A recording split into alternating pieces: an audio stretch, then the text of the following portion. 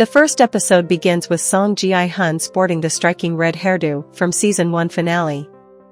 Walking through a busy airport, his phone rings. It's the salesman he just spotted, and he says, "What do you think you're doing? You have nowhere to go." Ji-hun panics and looks around him. The voice continues to tell Ji-hun that he'll regret not getting on the plane. Ji-hun threatens to find him and leaves the airport instead of boarding his flight. In the back of a cab, Ji-hun asks the driver to take him to Seoul. In a petrol station, he buys a box cutter and heads to the bathroom to strip off all his clothes. Frantically searching for a tracker under his skin, he finds something behind his ear. Without hesitation, he cuts into his skin, pulls it out, and flushes it down the sink. Meanwhile, in a hospital bed, Detective Hwang Jun-ho has a flashback to being shot by front man who had revealed himself to be his brother. A woman yells out as Jun-ho opens his eyes, seemingly for the first time since being there. The scene cuts to 2 years later. Jun-ho is back to work as a traffic cop. A man approaches him, his ex-chief, angry at his transfer. They go for lunch, and the chief invites him back to major crimes. The chief says they searched the area that Jun-ho had described, but that he finds it hard to believe what Jun-ho is saying since there's no evidence. The photos he sent didn't arrive, and he lost his phone falling into the ocean. When asked if he remembers what the guy who shot him looked like, he lies and says no. That evening, a couple arrive at a motel. The lights are off, and no one's answering.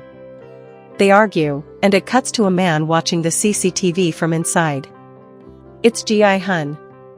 The buzzer in his apartment is frantically called, yet there's no one to be seen on any of his cameras. He goes to the door with a gun, and a little card comes under the door with the 3 symbols: circle, orange, square. The door opens, and front man is there. He says, "Player 456, looking for these?" and holds up the 2 severed heads of the couple from outside. Ji-hun screams and wakes up from his dream, but his buzzer goes. This time a man arrives. He says they've been surveilling subway stations for Ji-hun, but they've not found the salesman he describes, the one playing the red and blue card game, Dokji. He wants them to do more, so he hands over a satchel of cash to fund it. He insists that the man will be recruiting now, and he doesn't want to miss the chance of catching him. Outside, the man returns to a van full of men. He informs them he needs everyone for this job. He says he doesn't believe a word of it, but Ji-hun has put a reward of 1,100,000,000 won if they can find the Dokji player. He offers the finder half the reward. Meanwhile, Jun-ho goes to a harbor and meets a fisherman on his boat. They head out looking for the island together. It turns out though, that this is the man who saved him after he was shot. The man who met with Ji-hun works at Sunshine Capital, an inconspicuous office building. He gathers a team of men to track down the Dokji man for Ji-hun.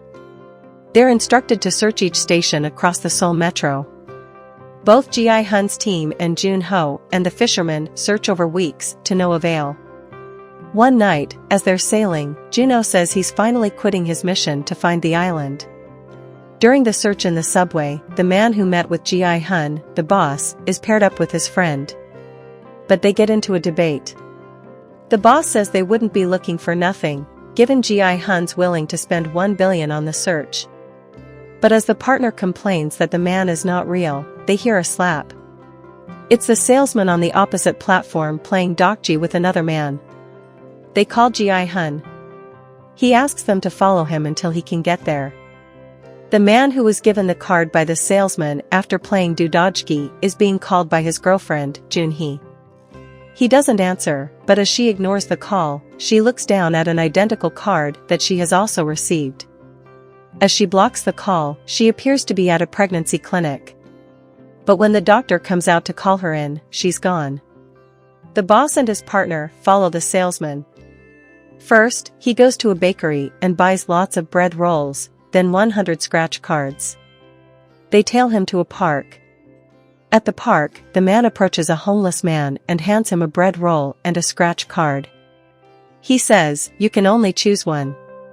The man chooses the scratch card, but loses. The salesman continues to offer the choice around the park. Sometimes they choose the bread roll, but more often, they gamble with the scratch card. Finally, he stops his game and proceeds to dump the bread rolls on the floor. When a man comes to take one, he stamps on it, then stamps on all of them in a frenzied and unexpected move. As Ji-hun rushes to get to the men, he's pulled over by the police. It's Junho, but he lets his young partner take the job. As he leaves, Junho recognizes Ji-hun's ID and looks suspicious. Meanwhile, the salesman leaves in a taxi, and the men jump into another, following him to a strange location. At this point, the boss suggests the pair just take him down. He wants the reward, and it's 2 against 1. As they chase him down an alleyway, the salesman suddenly turns round and beats them with his briefcase. At the police station, Junho runs the ID and pulls up an image of Ji-hun. Suddenly, he remembers their conversation in the rain when he was looking for his brother and seeing him in the game. He writes down the address of Sunshine Capital, which is hopefully a lead to finding him. Ji-hun arrives at the location of the men and finds only bloodstains left behind. The salesman is watching from above. He's tied up and gagged the men and tells them they're going to play a game of rock, paper, scissors. To play, they must use 2 hands, then take one back. If the one that remains wins, they win. If they lose, it's Russian roulette.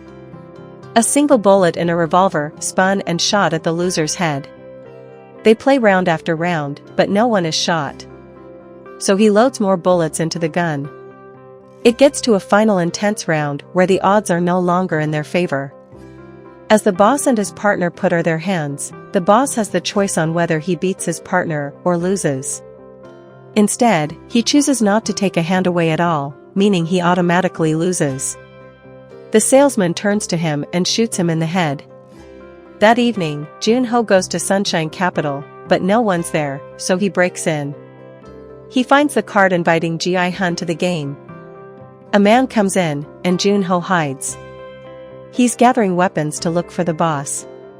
In a drawer, he finds the address of the motel where Ji-hun is living. When Ji-hun arrives back at the motel, the lights are on and the salesman is waiting for him. Again, he says he should have gotten on the plane. Ji-hun says he changed his mind when he saw him.